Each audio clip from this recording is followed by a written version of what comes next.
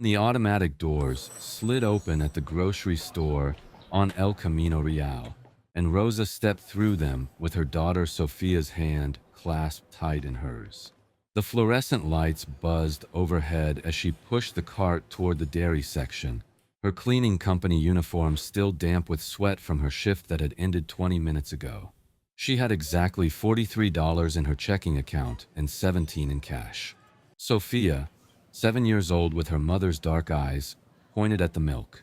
Rosa reached for the store brand, the one with the plain white label, but Sophia tugged her sleeve toward the organic section.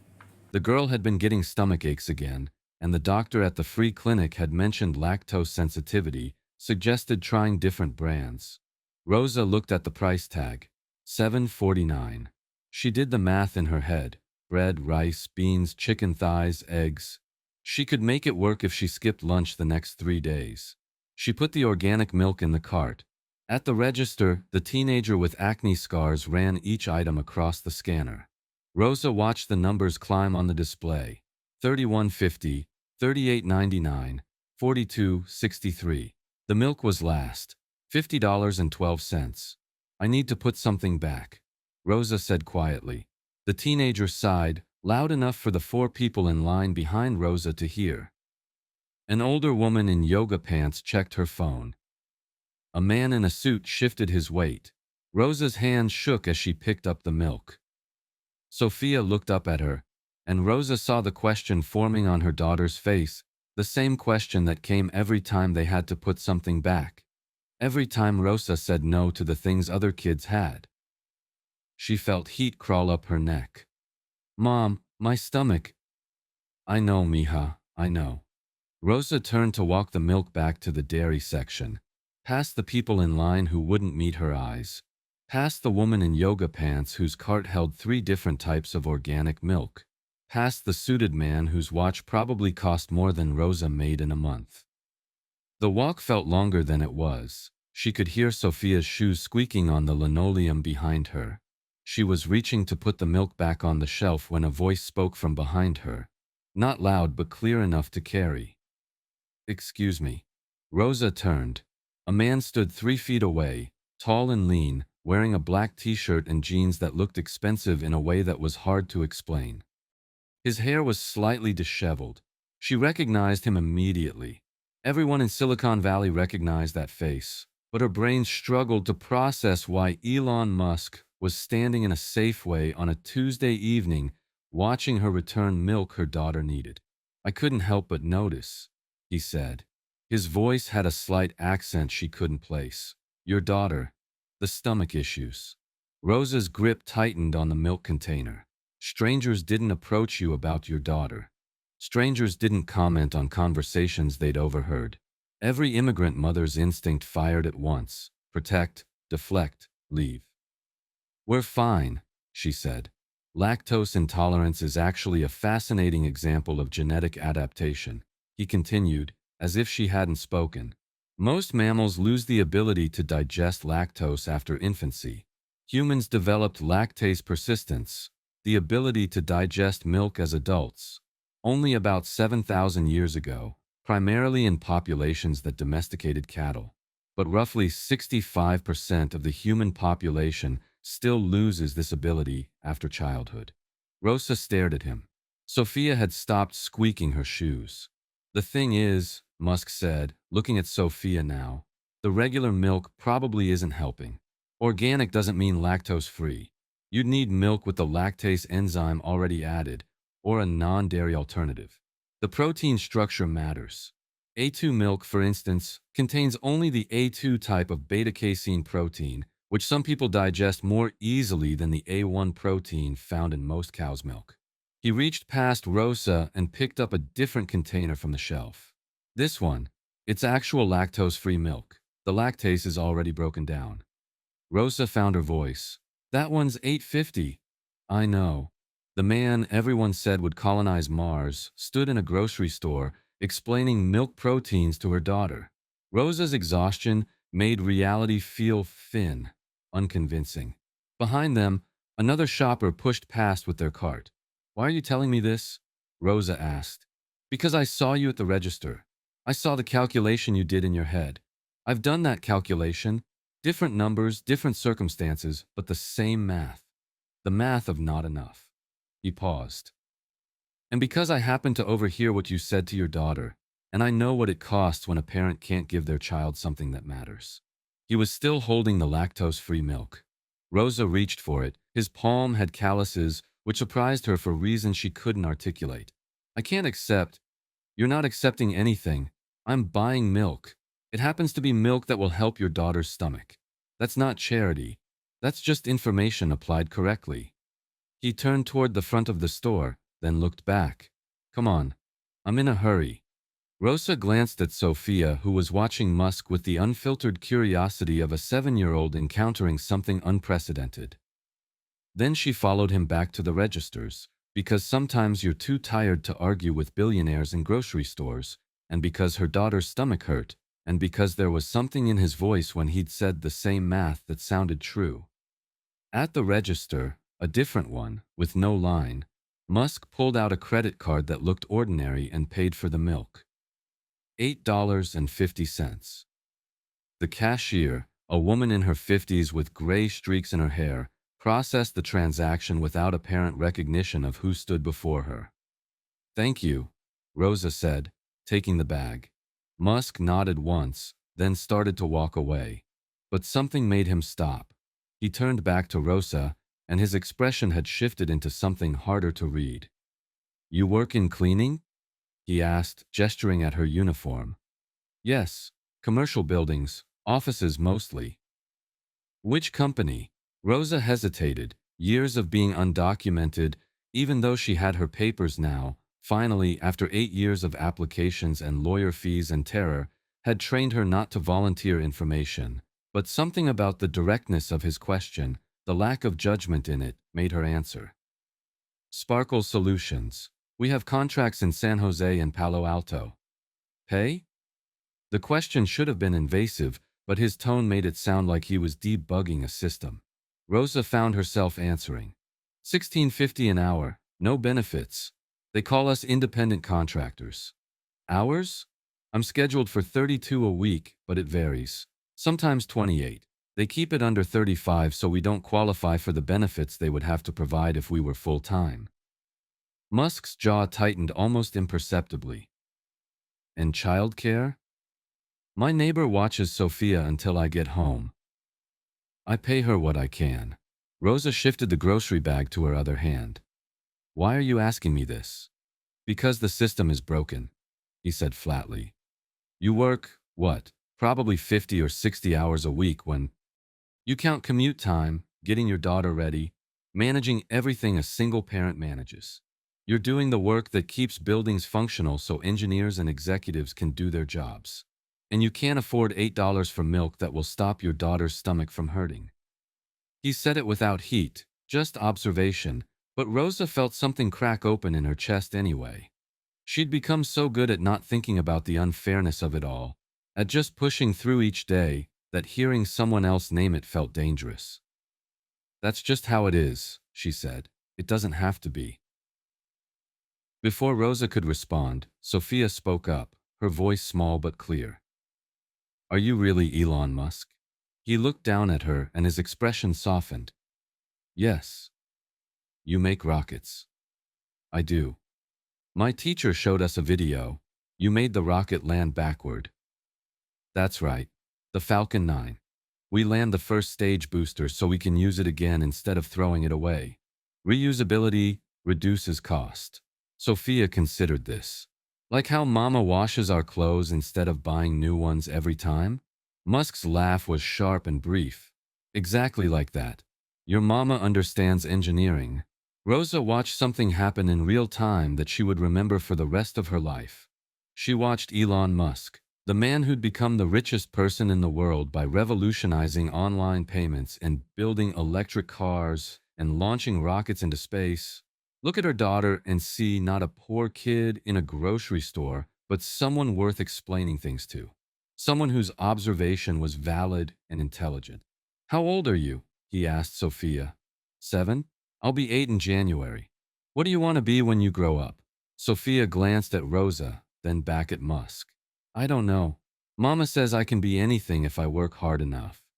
Your mama's right about the work part, but she's only partly right about the anything part. He crouched down so he was at Sophia's eye level, and Rosa noticed several people in the store had started to recognize him, phones appearing, whispers spreading. The truth is, some paths are harder to access than others, not because of how hard you work, but because of how the systems are structured. You understand what I mean by systems? Sophia nodded seriously. Good. So the real answer is that you can be anything you want if you work hard. And if we fix the systems that make it harder for kids like you to access the same opportunities as kids whose parents have more money, that's the part adults don't talk about enough. They pretend hard work is the only variable. It's not. He stood up and looked at Rosa. Do you have a business card? Contact information? I. No. I don't have business cards. Phone number? Rosa recited it, and Musk pulled out his phone, which she noticed had a cracked screen, and typed it in. I'm going to have someone from my team contact you in the next few days. Her name is Asha. She's going to ask you a lot of questions about your job, your employer, your schedule, your expenses. Answer them honestly. Every detail matters. Why? Because I'm going to fix something. What that something is exactly, I haven't decided yet, but I know it starts with understanding precisely how the system is failing you, and then reverse engineering a solution. He pocketed his phone. This encounter, you putting back milk, me happening to be here, this conversation, it's a data point, a significant one. Do you know how many people in the Bay Area are doing the same math you did at that register? Thousands. Tens of thousands. All of them working essential jobs that keep the infrastructure running while tech companies extract value. The asymmetry is obscene. A woman approached tentatively, phone extended. Mr. Musk, I'm sorry to interrupt, but could I get a photo? He ignored her completely, keeping his eyes on Rosa. When Asha calls, talk to her. I mean it. Then he walked past the woman with the phone, past the small crowd that had started to gather, and out through the automatic doors into the parking lot. Rosa watched him go, the grocery bag with the $8 milk hanging from her hand, her daughter's fingers still wrapped around hers, and wondered if she'd just experienced something real, or if exhaustion had finally broken something in her brain. Mama, Sophia said, what just happened? I don't know, baby. But 3 days later, Rosa's phone rang with a San Francisco area code, and a woman named Asha introduced herself and asked if now was a good time to talk. Rosa was on her lunch break, sitting in her car outside an office building in Mountain View, eating leftover rice and beans from a Tupperware container. She said yes. Asha's questions were exhaustive and specific. How much did Rosa pay in rent? What was her daughter's school schedule? How did Rosa handle sick days? What certifications did her employer require? How much did she spend on cleaning? Supplies that her employer should have provided, but didn't. How often did the company change her schedule with less than 24 hours notice? Had she ever been injured on the job? Did she have health insurance? The call lasted 90 minutes. Rosa answered every question, and by the end of it, she felt wrung out and exposed, like Asha had taken an X-ray of her entire life. Thank you for your time, Asha said. Someone will be in touch. 2 weeks passed. Rosa kept working her shifts, kept putting Sophia to bed with stories about girls who became astronauts and scientists, kept running the same calculations at the grocery store. The encounter with Musk took on a dreamlike quality. She told her neighbor about it, and the neighbor laughed and said Rosa should have asked him for money. Rosa was glad she hadn't. Then, on a Thursday morning, her phone rang again. Different number, also San Francisco. Is this Rosa Hernandez? Yes. My name is James Chen. I'm an attorney with Patterson and Lyons. I've been retained by Mr. Musk to discuss a business matter with you. Are you available to meet tomorrow at 2 p.m.? Rosa almost dropped her phone. A business matter? Yes. I prefer to discuss the details in person. The address is 500 Castro Street in Mountain View, 4th floor. Will that time work for you? She had a shift tomorrow from 8 to 4, But she could probably leave early if she claimed Sophia was sick.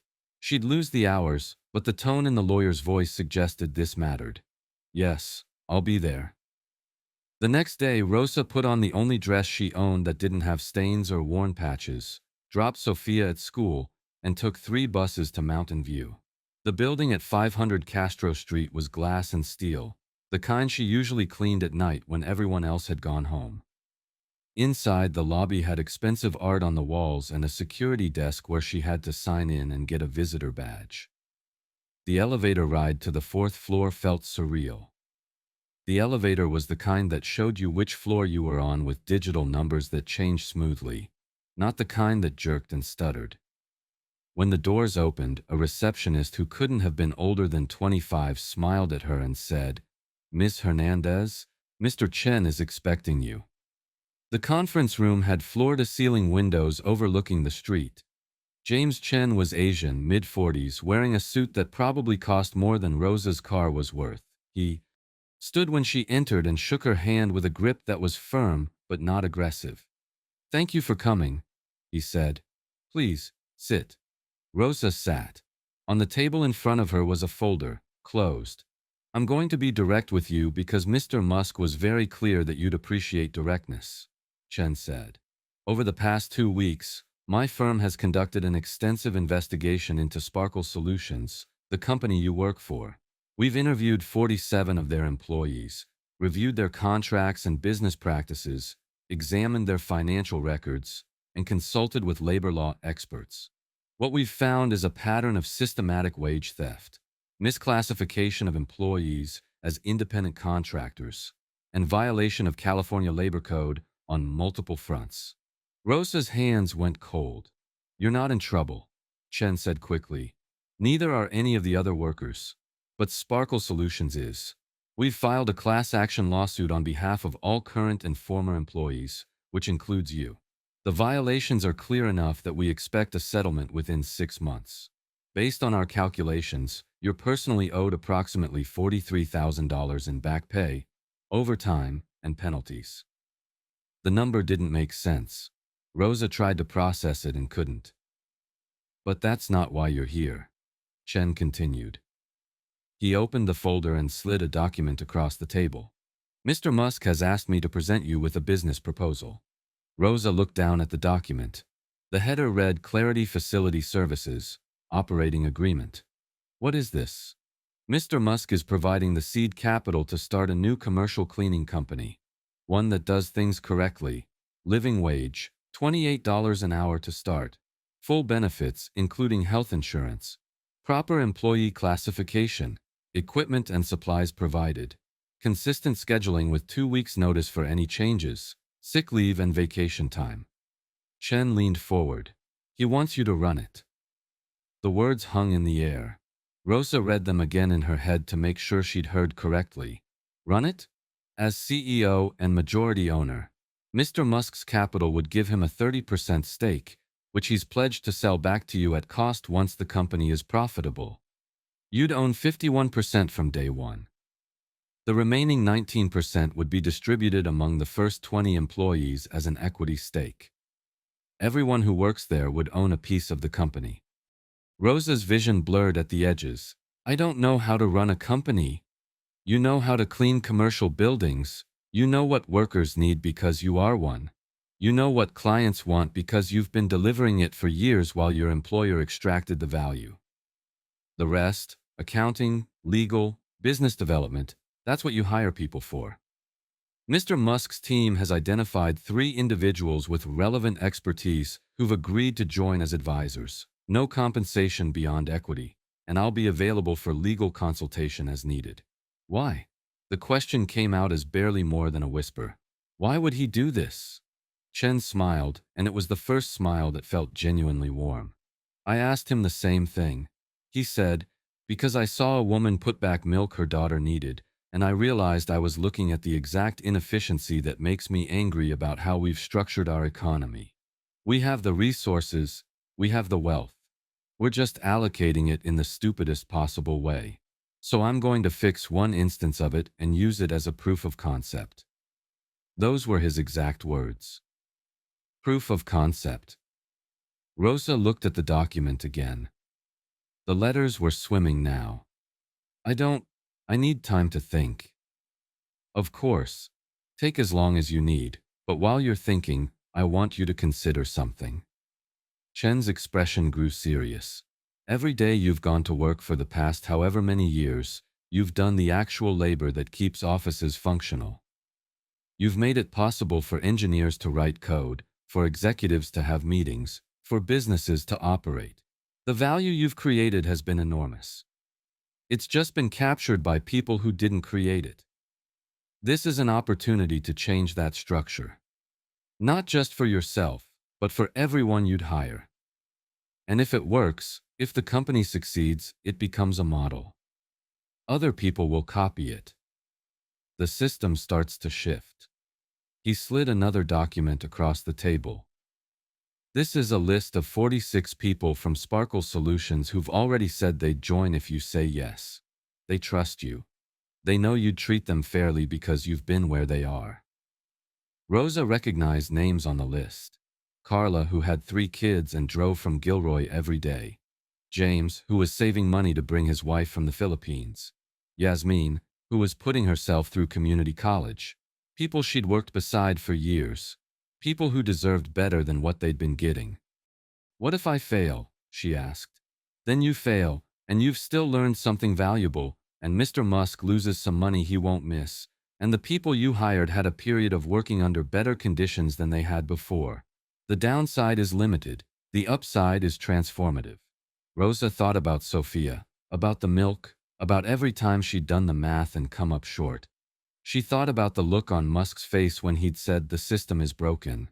She thought about what it would mean to build something different, something better, something fair. If I say yes, she said slowly, I want every single person on this list to have health insurance within 30 days. And I want a child care benefit, subsidized care for anyone who needs it. And I want a pathway to citizenship assistance for anyone who's undocumented. Legal fees covered. Chen wrote it down. Done, done, and done. Anything else? Spanish language ESL classes offered on paid time for anyone who wants them. And job training. If someone wants to move from cleaning to another field, we help them get there. You're already thinking like a CEO. I'm thinking like someone who knows what people need. Chen extended his hand across the table. So is that a yes? Rosa took a breath that felt like it contained her entire life up to this moment.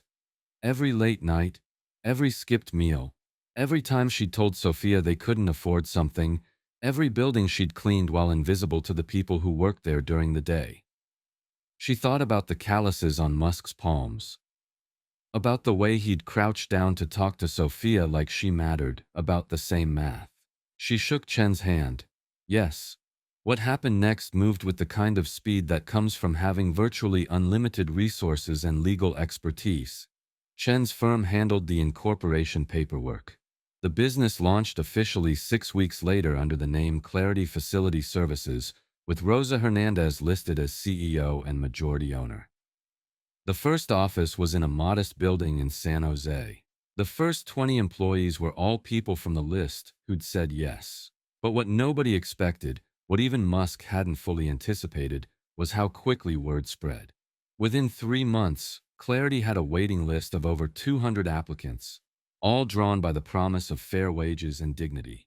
Companies started calling, wanting to switch their contracts from traditional cleaning services to this new model. Some of them wanted the good PR. Others genuinely wanted to support a better system.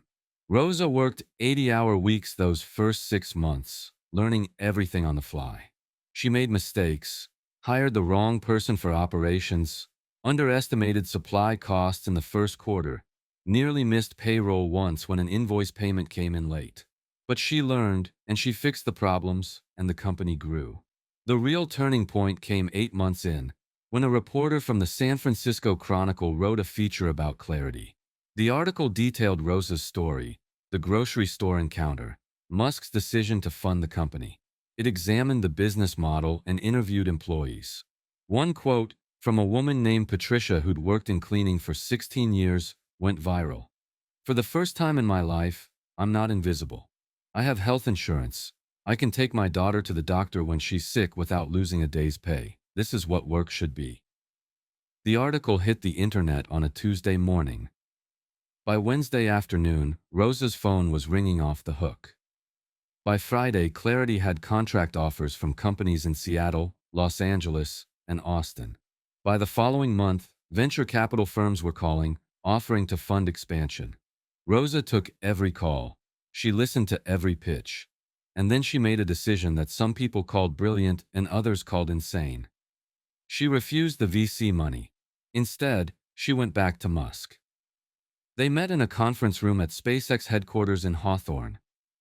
Rosa had never been inside a rocket factory before. The scale of it was overwhelming. Massive boosters being assembled, engineers everywhere, the smell of metal and fuel. Musk arrived 15 minutes late, wearing the same kind of black t-shirt and jeans he'd worn in the grocery store. Sorry, engine test ran long. What's up? Rosa slid a folder across the table. I have a proposal. He opened it, scanned the contents. His eyebrows rose. You want to franchise the model? Yes, but not traditional franchising. I want to replicate what we did in San Jose in 50 cities. Same structure, local worker owners, living wages, benefits, equity distribution. I want to create a network of cleaning companies that are all owned by the people doing the work, with enough scale to negotiate collective purchasing power for supplies and insurance. What do you need? $30 million. And your name attached to it, because that opens doors and attracts attention. Musk leaned back in his chair, studying her. You've changed since that night in the grocery store. I learned that systems can be rewritten if you have the resources and the will. You taught me that. He smiled, and it wasn't the smile of a billionaire humoring someone. It was the smile of someone recognizing an equal. Okay, 30 million, but I want something in return. Rosa's stomach tightened. What? I want you to document everything. Every step of building this. Every mistake, every success, every lesson learned. I want it written down in a format that anyone can follow. Because if this works, if you can prove that a worker-owned cleaning company can be profitable and scalable, then the model can be replicated in every industry. Landscaping, food service, home care, construction, the entire service economy. He pulled out his phone, cracked screen and all, and started typing. I'm going to introduce you to someone named Parag. He runs a nonprofit focused on alternative business structures. He'll help you create a toolkit, an open-source blueprint for converting traditional service companies into worker-owned cooperatives. Everything you learn, you share. Rosa thought about the 46 names on that first list. She thought about Patricia saying, I'm not invisible. She thought about Sophia, who was thriving now that Rosa had health insurance and predictable hours and could afford the lactose-free milk without hesitation. Deal, she said. The franchise expansion took 2 years. It wasn't smooth. 3 of the first 10 cities struggled with different local regulations. One location had an embezzlement problem that cost them 6 months of progress. Labor organizing is complicated, and sometimes people who've been exploited for years have difficulty trusting that better conditions are real. Rosa learned that giving people ownership doesn't automatically make them good at business, that training and support are crucial, that cultural change takes time. But by the end of those 2 years, Clarity Facility Services operated in 37 cities. More than 3,000 people had stable jobs with living wages and health insurance. 80% of them were immigrants or people of color. 73% were women. Every single one of them owned equity in their local branch. The model started attracting attention from economists and labor organizers. Universities began studying it. Other industries started experimenting with similar structures. A landscaping company in Austin converted to worker ownership using the Clarity Blueprint. A home healthcare agency in Chicago did the same. The nonprofit Parag ran published case studies. And then, during a quarterly board meeting in the 3rd year, something unexpected happened. One of Clarity's employees, a man named Jose, who'd been with the company since the beginning, stood up during the open forum section and said, I want to propose something. Rosa nodded. Go ahead. My daughter is 15. She's interested in engineering, but she's worried about college, about debt, about whether we can afford it.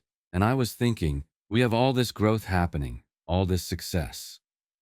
What if we created a scholarship fund?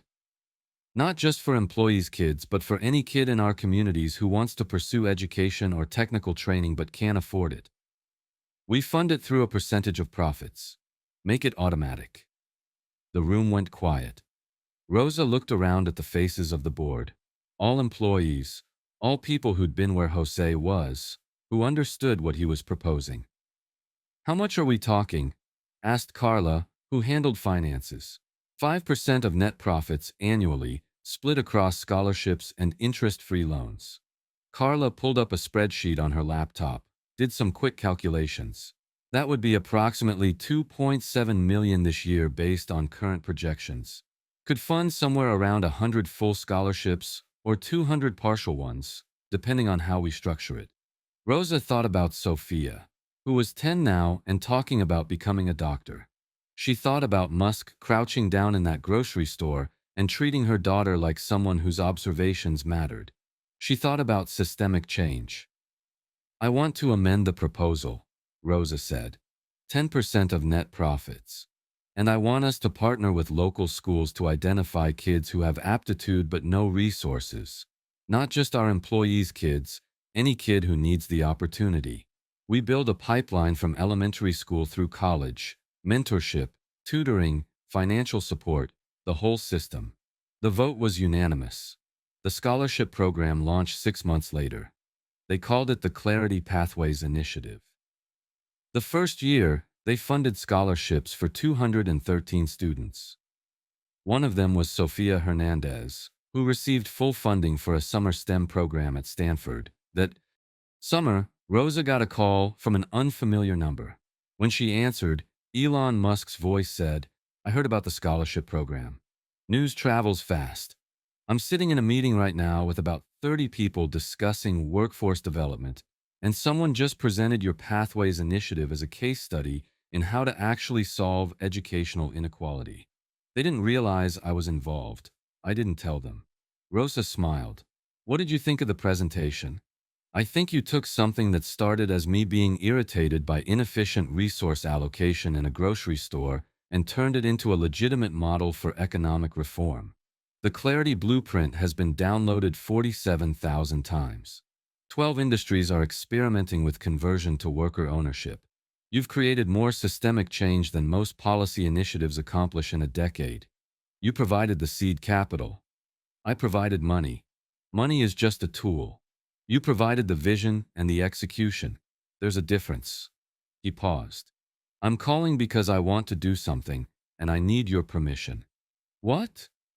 "I want to take the remaining 19% equity stake I have in Clarity, which is now worth approximately $40 million, and put it into a trust that funds expansion of the Pathways Initiative nationally. Every city where Clarity operates would get an endowed scholarship program. Permanent funding." Rosa sat down. She was in her office, an actual office with her name on the door and a window that looked out over San Jose. "Elon, it's not charity, it's return on investment. You've proven the model works. Now we scale the impact.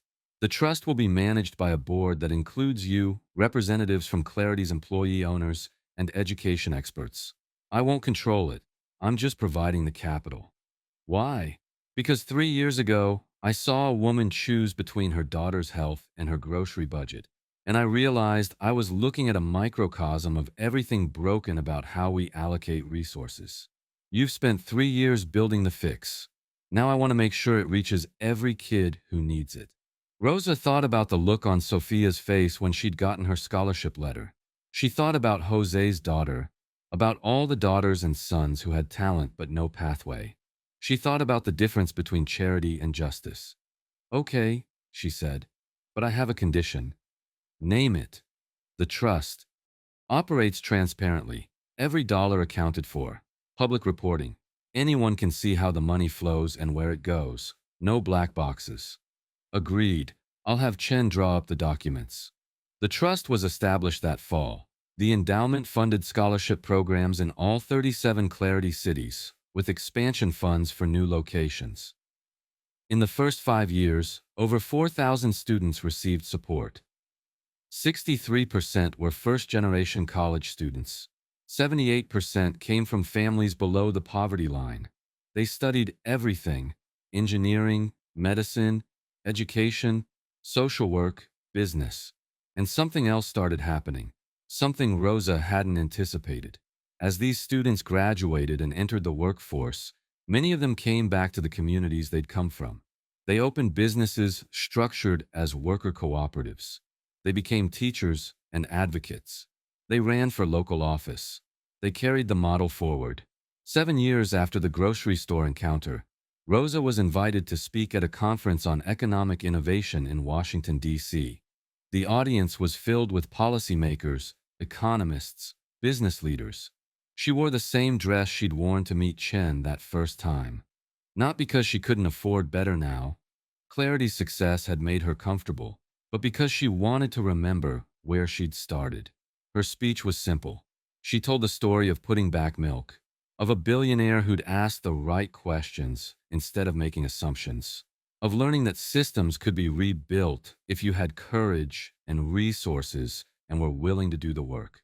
She talked about the 3,000 employees who now had stability, about the students who now had opportunities, about what happened when you treated people like they mattered. When she finished, the room stood and applauded. But what she remembered most was spotting someone in the back row, half hidden behind a column.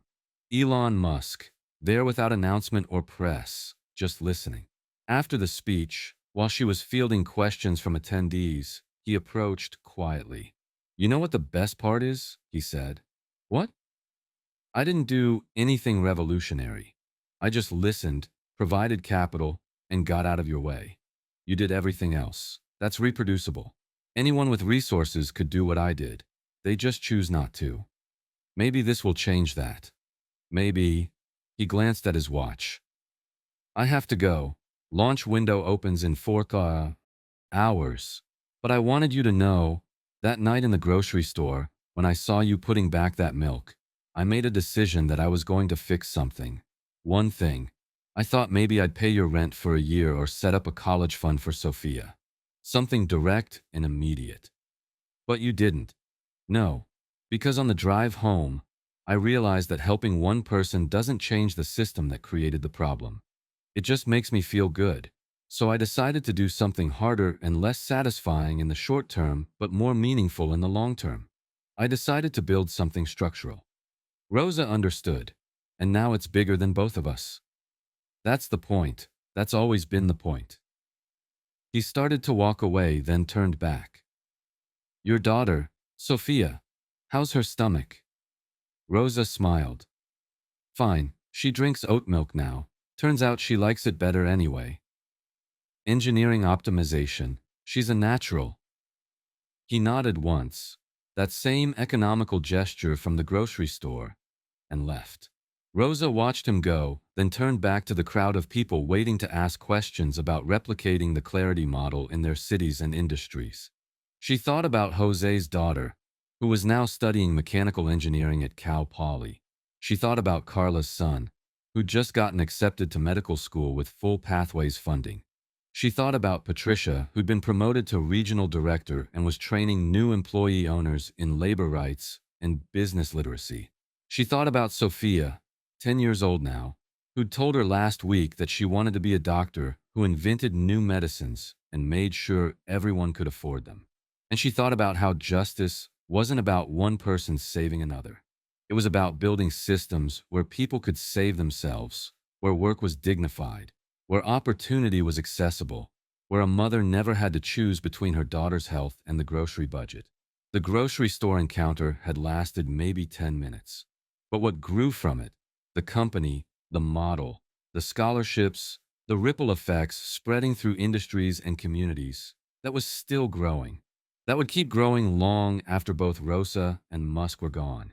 Because the best kind of help isn't rescue, it's architecture. It's building something that works for everyone, then teaching others how to build it too. That's what Musk had understood in the grocery store. That's what Rosa had proven in the 7 years since. And that's what thousands of people were now learning to replicate. The system could be different. It just took someone with resources being willing to fund structural change instead of individual charity, and someone with experience being willing to build something new instead of accepting what was broken. Rosa answered questions for another hour. Then she caught a flight home to San Jose, where Sophia was waiting with a book report she was excited to share, and a stomachache that was completely gone. The milk was just milk, but what it represented, what it catalyzed, that changed everything.